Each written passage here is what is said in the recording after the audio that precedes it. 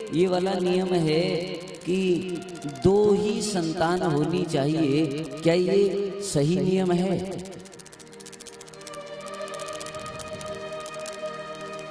क्या ये सही नियम है?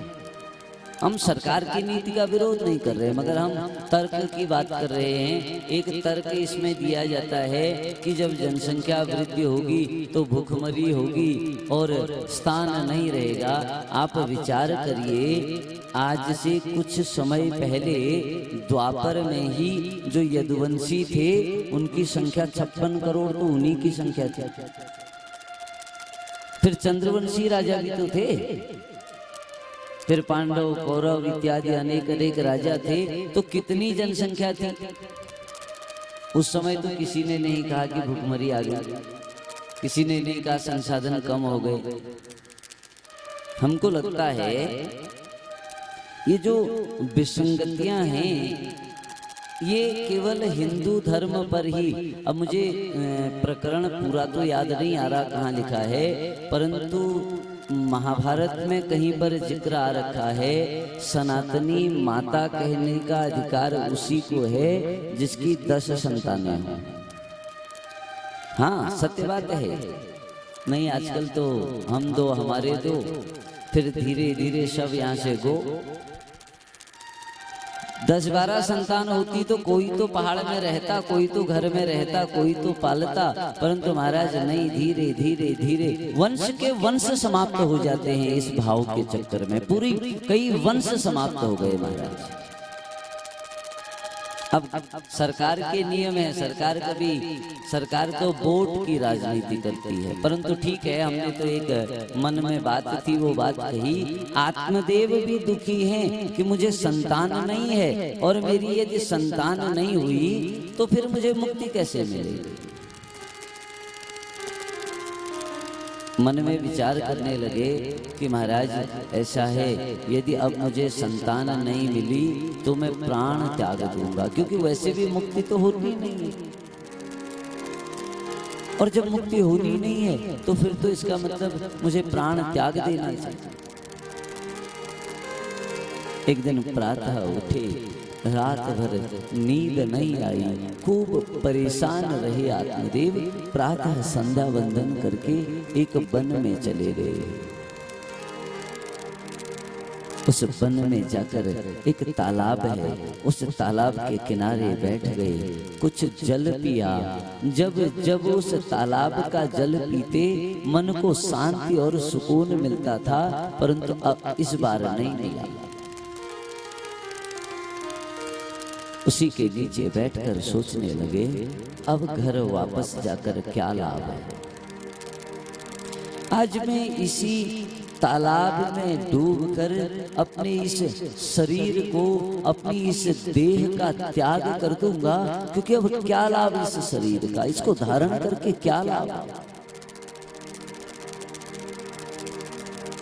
भगवान को दया आ गई, एक बूढ़े ब्राह्मण का स्वरूप बनाया, एक संत का स्वरूप बनाया, और संत का स्वरूप बनाकर इनके समीप आए हैं। और जैसे ही इनके समीप आए और इन ब्राह्मण देवता को कहने लगे, हे ब्राह्मण देवता, कथम रोदिख विप्रत्वम्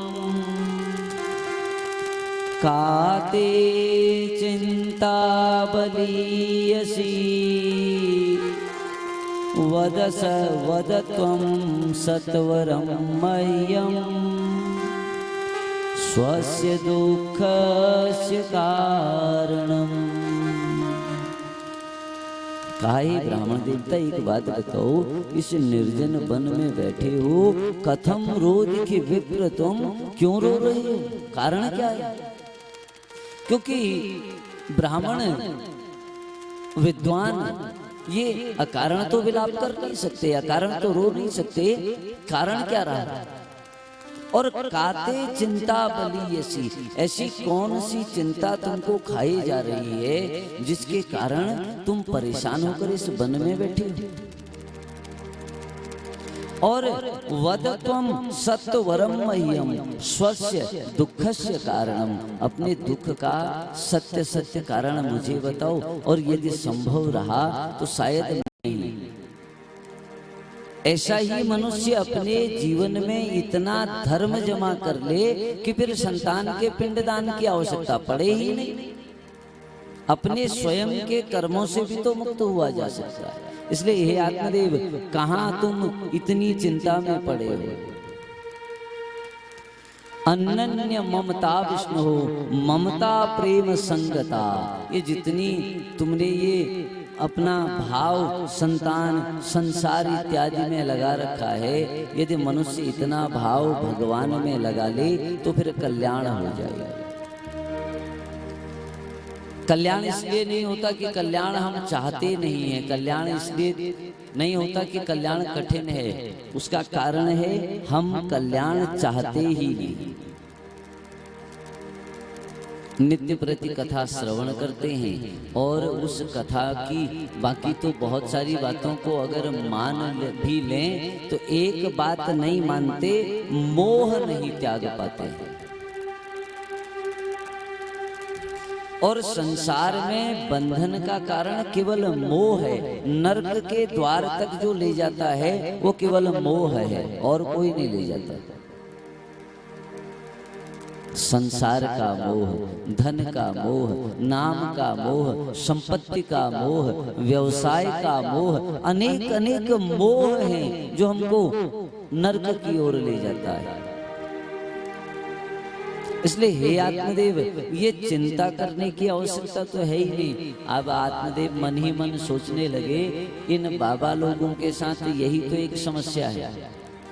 इनको अगर कोई छोटी छोटी बात बता दो, समस्या बता दो, तो ये कथा सुनाने लग जाते हैं।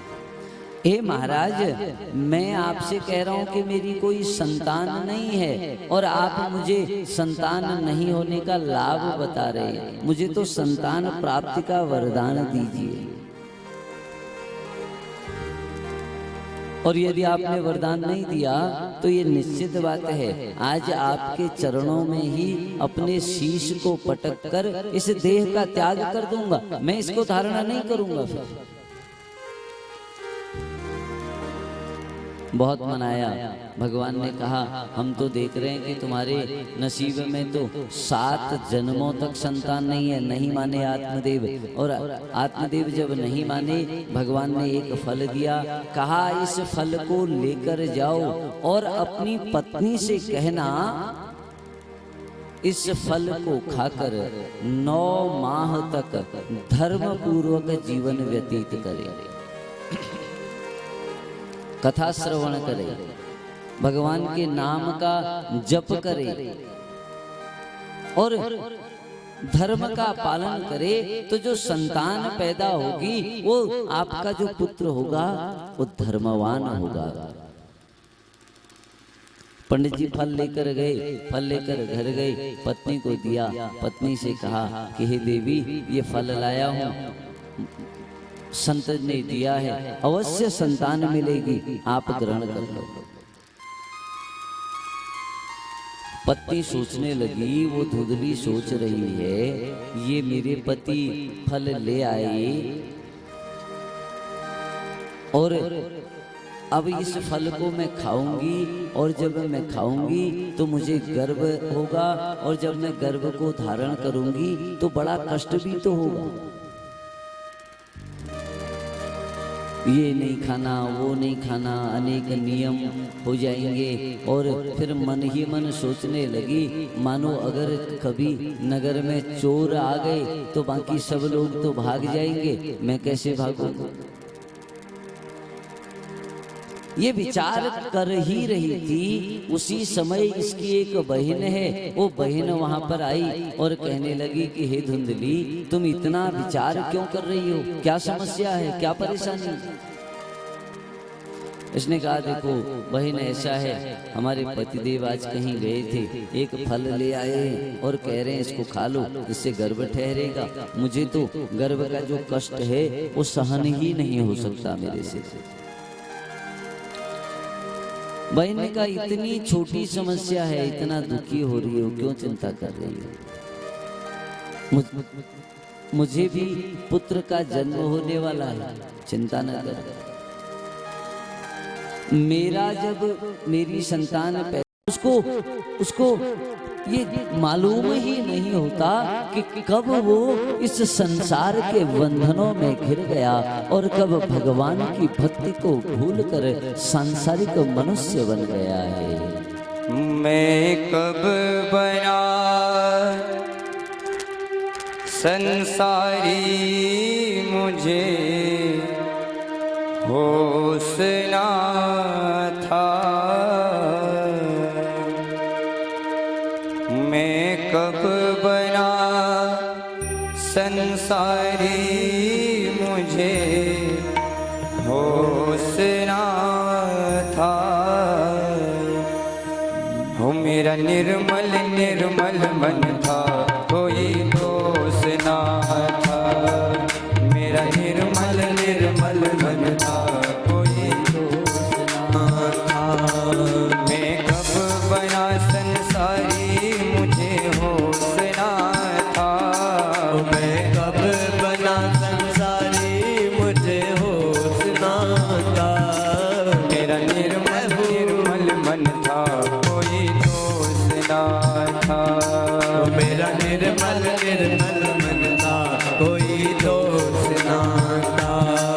मेरा निर्मल निर्मल मन था, कोई दोष ना था। मेरा निर्मल निर्मल मन था, कोई दोष ना था। मैं कब बना संसारी, मुझे होश ना था। मैं कब बना संसारी, मुझे होश ना था। मेरा निर्मल निर्मल था, कोई दोष ना था। मेरा निर्मल निर्मल मन था, कोई दोष ना था।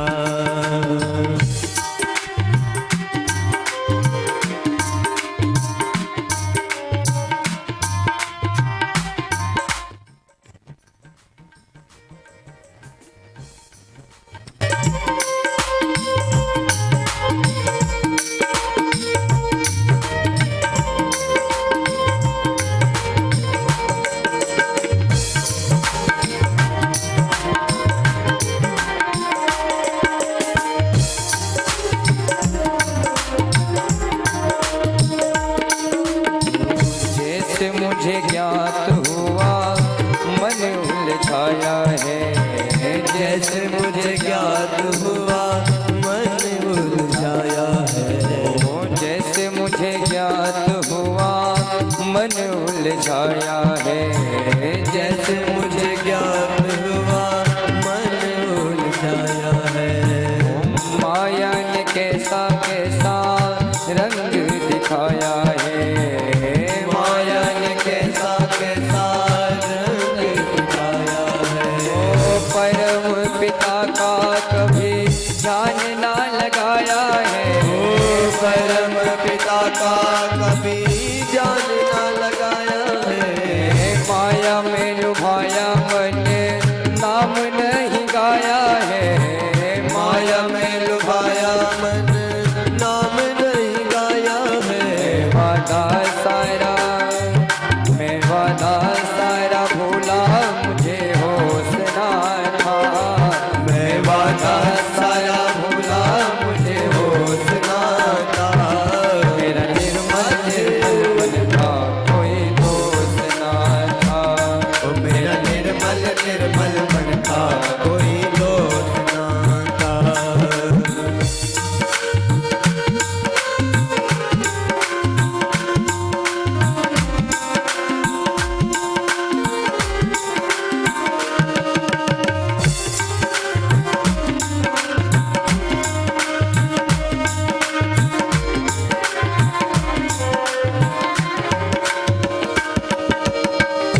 ज्ञात नहीं था दर्द गर्भ में आने का।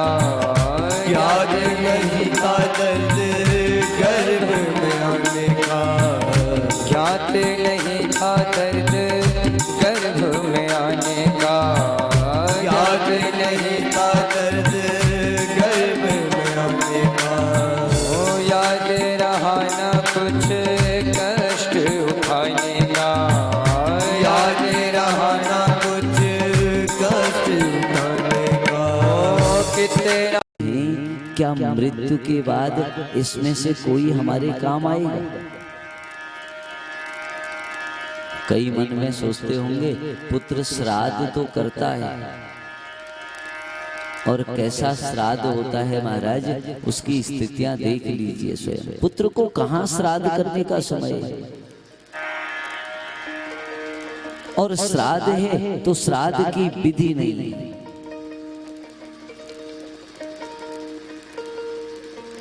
आजकल तो श्राद्ध एक तिथि में, जैसे ही इधर एक तिथि मनाई जाती है, बर्थडे मनाया जाता है, बस वो एक केवल फॉर्मेलिटी हो गई है कि उस दिन श्राद्ध है, श्राद्ध करना। और ऐसे संसार से ही पिता अभी भी मानते हो कि ये यहां तुमको रहना चाहिए? छोड़ दो हे पिताश्री, वन में चले गए और वहां भगवान के नाम का भजन करो, वहां भगवान के नाम का कीर्तन करो। रोते हुए आत्मदेव समझ गए कि मुझसे अपराध हो गया, घर का त्याग किया, वन में चले गए।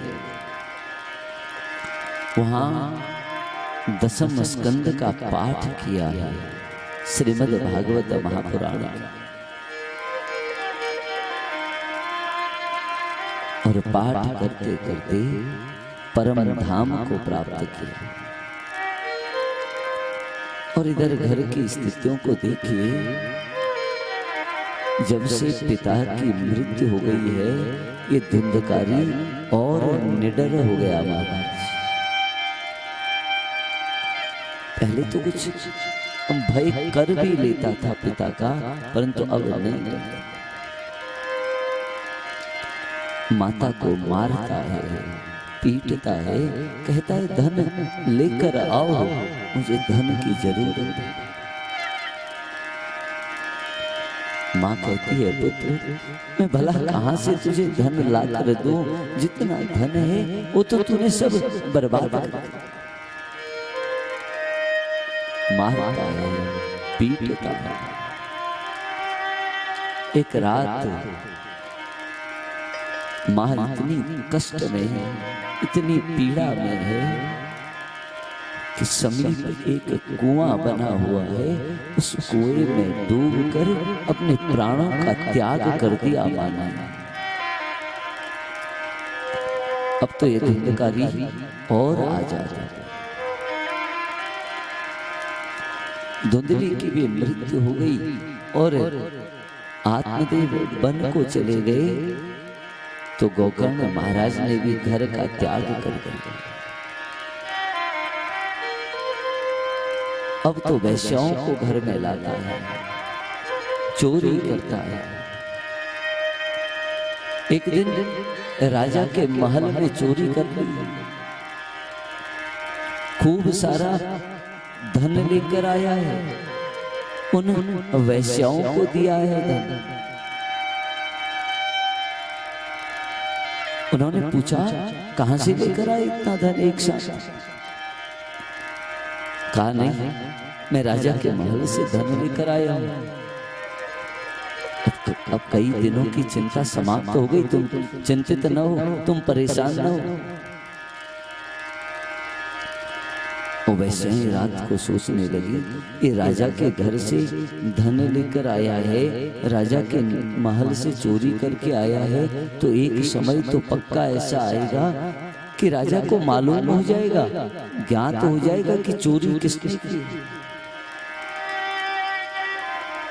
राजा का धन है, पकड़े तो हम भी जाएंगे। इन वैश्याओं ने आज योजना लगा दी कि आज मध्य रात्रि के समय हम इस धुंधकारी का वध कर देंगे। देखिए वैश्याएं कौन हैं? वैश्याएं ये हमारी इंद्रियां हैं जो नित्य प्रति भोग में लिप्त रहते हैं, और ये इंद्रियां धीरे धीरे मनुष्य को मारने की योजना बना लेती है। मैं आपका भाई हूं, मेरा नाम धुंधकारी है। स्वकी नैव दोषी, अपने ही किए हुए पापों के कारण आज मैं प्रेत योनि को भोग रहा हूं। और हे भ्राता, ये प्रेत योनि बड़ी कष्टकारक है महाराज। हे भ्राता, मैं इस सुंदर वन में रहता हूँ जिसमें बड़े मधुर मधुर फल लगे हैं, परंतु मैं उन्हें खा नहीं सकता। मैं इस वन में रहता हूँ जहाँ सुंदर सुंदर अमृत स्वरूपी जल के सरोवर हैं, परंतु मैं उस जल को पी नहीं सकता। बड़ा कष्ट है भ्राता। मैंने किसी की बात नहीं मानी, मैंने धर्म को ठुकरा दिया था, मैंने धर्म का त्याग कर लिया, इसलिए आज ये स्थिति हो गई है। आज गौकर्ण बोले, हे धुंधकारी, तुम क्या बात कर रहे हो? मैंने अनेक अनेक तीर्थों में तुम्हारा श्राद्ध कराया, मैंने गया में तुम्हारा श्राद्ध कराया, तुम्हें अभी भी मुक्ति नहीं मिली। गया श्राद्ध सते नापी मुक्तिर में न भविष्य। कहने लगा, हे भ्राता, आप गया में एक श्राद्ध की बात कर रहे हैं, अगर आप मेरे गया में 100 श्राद्ध भी कर दो ना, तब भी मुझे मुक्ति प्राप्त नहीं होगी।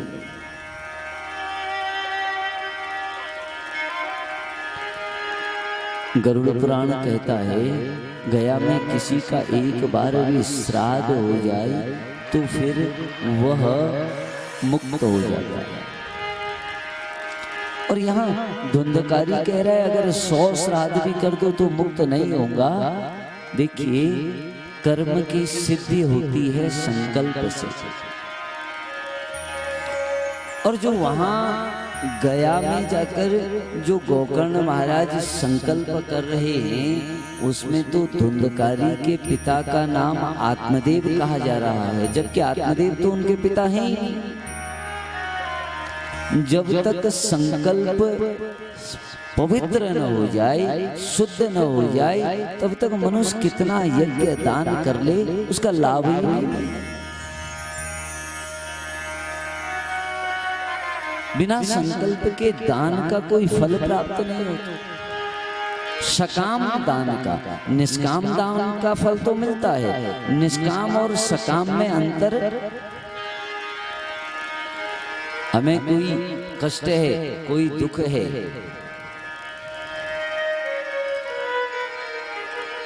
अगर उसकी कामना से, उसको दूर करने की कामना से कोई दान दिया जा रहा है, तो उसके लिए संकल्प अवश्य होना चाहिए। हाँ, हम अपनी श्रद्धा से दान दे रहे हैं तो वहां संकल्प की आवश्यकता नहीं। धुंधकारी का तो संकल्प ही गलत हो जा रहा है। कहने लगा, हे भ्राता, मुझे मुक्ति प्राप्त नहीं होगी, आप मेरी मुक्ति के लिए कुछ साधन करिए, कुछ उपाय करिए। ये वार्ता चल ही रही थी कि प्रातः का समय हो गया। धुंधकारी बोला, हे भ्राता, मुझे तो जाना पड़ेगा, क्योंकि मैं आपके अलावा किसी और को दिखाई भी नहीं दूंगा। मैं आपके अलावा किसी और को नहीं दिखाई दूंगा। कहकर चला गया। गोकर्ण महाराज बैठे हैं, सूर्य भगवान उदय हुए, प्रणाम किया है।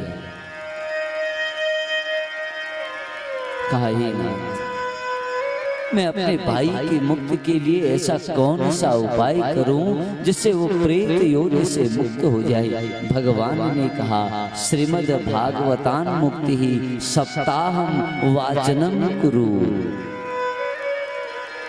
हे गोकर्ण महाराज, तुम श्रीमद् ज्ञान में दृढ़ता जब होती है तभी वो ज्ञान सफल होता है। प्रमादेन हतम श्रुतम, प्रमाद से, अभिमान से, अहंकार से जो बात सुनी जाती है ना, उसका कोई लाभ नहीं होता। अब कोई अपनी कथा बता रहा है, कोई अपनी समस्या बता रहा है, बगल वाला मुंह फुला के बैठा पड़ा है, वो सुनने को तैयार नहीं। और संदिग्धो ही हतो मंत्र, यदि मंत्र के जप करते वक्त उसमें भ्रम पैदा हो जाए, उसमें संदेह पैदा हो जाए, तो फिर वो मंत्र लाभ नहीं देता है। अब ओम नमः शिवाय, ओम नमः शिवाय एक तरफ से जप रहा है, दूसरी तरफ से सोच रहा है जपने से कुछ मिलेगा क्या, क्या सच में इससे मिलता होगा, क्या ये मंत्र इतना शक्तिशाली होगा, तो समझ लो जप बेकार हो गया है। और व्यग्र चित्तो हतो जपः, मन व्यग्र है, ध्यान केंद्रित नहीं हो पा रहा है और जप चला है, माला फिर रही है, दाने घूम रहे हैं और मोबाइल चल रहा है, उसमें फेसबुक चल रही है। जजमान को लग रहा है पंडित जी जप कर रहे हैं, पंडित जी फेसबुक पे स्टेटस लगा रहे हैं महाराज। ऐसे जप से क्या लाभ होगा? और या फिर चित्त व्यग्र हो, जप में बैठे हो, भाव कहीं और गया हो, घूमने गया है महाराज। कई लोग तो, हम तो एक जगह जप करने गए थे, तो पंडित जी भी हमारे साथ, एक पंडित जी भी गए थे, जप करते करते सो गए बेचारे, लुढ़क गए नीचे। जजमान जी को लगा कल्याण हो गया, मगर यहाँ चल रहा है आप डूबे बामणा ले डूबे जजमान। पंडित जी तो गए ही गए नरक को, साथ में जजमानों की भी लाइन है। अगर ऐसी स्थितियां हैं, व्यग्र चित्तो हतो जपः, जप वही फलित होगा जिसमें चित्त एकाग्र हो जाए महाराज। जब से माला पकड़ ली, भगवान का नाम जपना प्रारंभ किया, तब से कोई संदेह नहीं है। पहाड़ भी टूट जाए, स्थान से नहीं हटेंगे। तब हे धुंधकारी महाराज, सबने जप, सबने कथा सुनी, परंतु ये जो चार बातें हैं इनको माना केवल धुंधकारी ने है, इसलिए केवल धुंधकारी ही स्वर्ग जाएंगे। पुनः कथा का आयोजन हुआ, सुंदर सारे नगरवासियों ने उस कथा को श्रवण किया है। और जैसे ही कथा का पारणा हुआ, देखते ही देखते अनेकों विमान वहां पर आ गए, और जो उत्तम नगर के वासी हैं वो सब वैकुंठ परम धाम को चले गए। बोलिए श्रीमद् भागवत महापुराण की। इसलिए मनन से सुनना है। और दूसरी बात, सुनना तो अपने लिए है, क्योंकि हम श्रवण करेंगे तो पाप समाप्त होंगे, और जब पाप समाप्त होंगे तभी तो नरकों की यात्राएं बंद होंगी। कभी एकांत में बैठकर सोचना, इस जन्म में इतनी शक्ति है, शरीर में बल है, पास में धन है, परिवार है, घर है, अनेक अनेक लोग हैं, फिर भी इतना कष्ट है। हम कई लोगों को कहते सुनते, पंडित जी अब तो मन करता है मर जाए। इतना दुखी हो गए महाराज पंडित जी, मन करता है अब तो मर ही जाए। 50, 60, 70 साल में ये हाल है। सोचो कभी वृक्ष बन गए, 500 साल तक अपनी जगह से हिले ही नहीं, 100 साल तक किसी ने काटा ही नहीं, सूखे ही नहीं, तो वो कितना बड़ा कष्ट होगा। या कोई ऐसा जीव बन गए जिसके पास कोई साधन नहीं है और अनेक अनेक वर्षों तक जीवन यापन करना पड़ा, तो कितना कष्ट होगा। इसलिए ये मनुष्य का जीवन है। नारद मुनि भी सत्यनारायण भगवान की कथा में इंद्रियों ने साथ छोड़ दिया है। अब पहले जब तक ये इंद्रियों ने चाहा इस शरीर का प्रयोग किया, इस शरीर की शक्ति को बर्बाद किया, और जैसे ही शरीर की शक्ति बर्बाद हुई तो सबसे पहले इन इंद्रियों ने साथ छोड़ा। जोशी जी, हमारे जोशी जी दिल्ली से आए हैं कथा में, तो पहले साल तो बिना लाठी के आए थे, अब लाठी से आना पड़ा है। अंगम गलितम, धीरे धीरे ये शरीर उस अवस्था में जा रहा है, परंतु तदपि न मुंचति आशा पिंडम, फिर भी मानने को तैयार नहीं है कि इस शरीर को छोड़ना पड़ेगा। फिर भी कह रहा है नहीं, 2-4 साल तो डॉक्टर साहब ही जिंदा रख देंगे, कुछ इंजेक्शनों से, कुछ दवाइयों से 2-4 साल तो डॉक्टर ही बचा देंगे। व्यास जी कह रहे हैं भज गोविंदम, भज गोविंदम, गोविंदम भज मूढ़ मते। अरे मूर्ख मनुष्य, तू कम से कम अब तो गोविंद को भज ले, अब तो भगवान को याद कर ले। और यही मनुष्य की वास्तविक स्थिति यही है, क्योंकि हम भूल जाते हैं इस बात को, हम इस बात को भूल जाते हैं कि हमें मरना है। कभी विचार करिएगा, अगर कल प्रातः मृत्यु आ जाए तो तैयारी है क्या? गरुड़ पुराण की कथा को अगर मनुष्य मन से श्रवण कर ले तो आधा पाप समाप्त हो जाएगा। अच्छा, दूसरी बात एक और है, कलयुग के मनुष्य के बराबर विद्वान नहीं है कोई। हम तो काफी विद्वानों के मुंह से ये भी कहते सुनते हैं कि गरुड़ पुराण का ऐसे पारायण किया ही नहीं जा सकता। काफी लोग कहते हैं गरुड़ पुराण ऐसे नहीं पढ़ना चाहिए। तो क्यों नहीं पढ़ना चाहिए? उसको पढ़ने से क्या होगा? अगर व्यास जी को पता होता कलयुग में इतने विद्वान लोग हो जाएंगे तो बेचारे 17 ही लिखते, 18 क्यों लिख दिए? उतनी मेहनत बर्बाद गई ना व्यास जी की। यहाँ लोग कह देते हैं महाराज गरुड़ पुराण को ऐसा नहीं पढ़ना चाहिए। गरुड़ पुराण के प्रेत कल्प के 16 अध्याय, वो अध्याय अशौच कर्म में पढ़ने योग्य हैं, केवल वो 16 अध्याय, बाकी तो पूरा पुराण कभी भी पढ़ा जा सकता है। अशौच कर्म में जब मृत्यु का सूतक लगता है तो उस समय और कोई कर्म नहीं होता है, परंतु उस समय के लिए भी व्यास जी ने व्यवस्था बनाई कि अब तुम इन 10 दिनों में इस 16 अध्यायों को श्रवण कर लो, और तो कुछ नहीं सुन सकते। वैसे तो नियम है, माता पिता की जब मृत्यु हो तो मृत्यु के समय संतान के लिए बड़ा नियम हो जाता है, वो कोई चित्र न देखे, वो अध्ययन न करे, वो पढ़ाई न करे, वो बिस्तर में सोए नहीं, त्याग करे, किसी पर लगे। अलग अलग नियम है महाराज। अब ये क्यों कहा गरुड़ पुराण नहीं चलता? क्योंकि महाराज वो ऐसी ऐसी कथाएं श्रवण कराता है कि आधे लोगों की तो दुकानें बंद हो जाएंगी। देखिए, हमें कोई संदेह नहीं है, हम तो पहले भी कह रहे हैं कि हम तो कथा केवल इसलिए कर रहे हैं कि हमें ये गोधाम बनाना है और बाकी भगवान की कृपा है। हम इस बात की परवाह नहीं करते कि कोई हमको कथा में बुलाएगा या नहीं बुलाएगा, बिल्कुल परवाह नहीं है इस बात की, क्योंकि हमने ये व्यासपीठ किसी जुगाड़ पद्धति से नहीं पाई है, इसके लिए खूब त्याग किया है, मन में डर नहीं है। गरुड़ पुराण में लिखा है जिस ब्राह्मण का खूब बड़ा पेट हो जाए वो नरक में जाता है।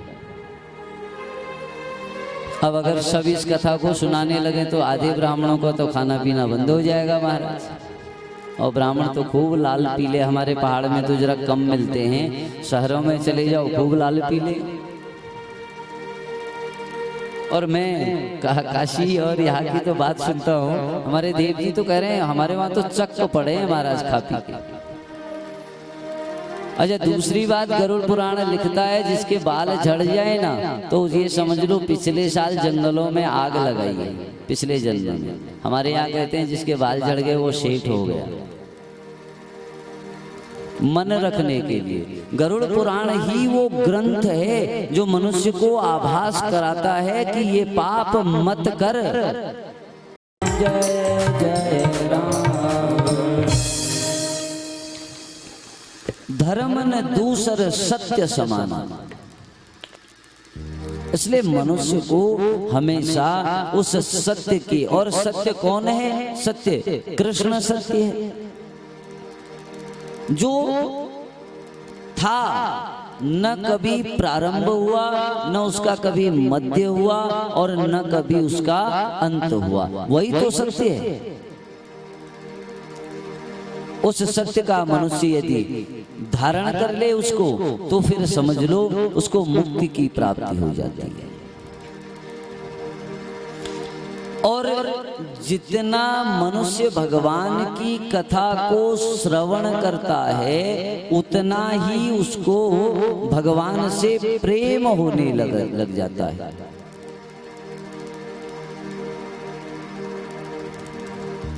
रामचरित जे सुनत अघाई, रस विशेष जाना तिन नाही। राम के नाम को सुनकर जो अघा जाए, जो कहे महाराज कथा तो परसों ही सुनी है, आज श्रवण करने का मन नहीं है, तो समझ लो कि उसने रस विशेष को जाना ही नहीं। जिन हरि कथा सुनी नहीं काना, श्रवण रंध्र अहि भवन समाना। जिन कानों ने कभी नारायण की कथा को श्रवण नहीं किया, हरि की कथा को श्रवण नहीं किया, तो श्रवण रंध्र अहि माने होता है सर्प।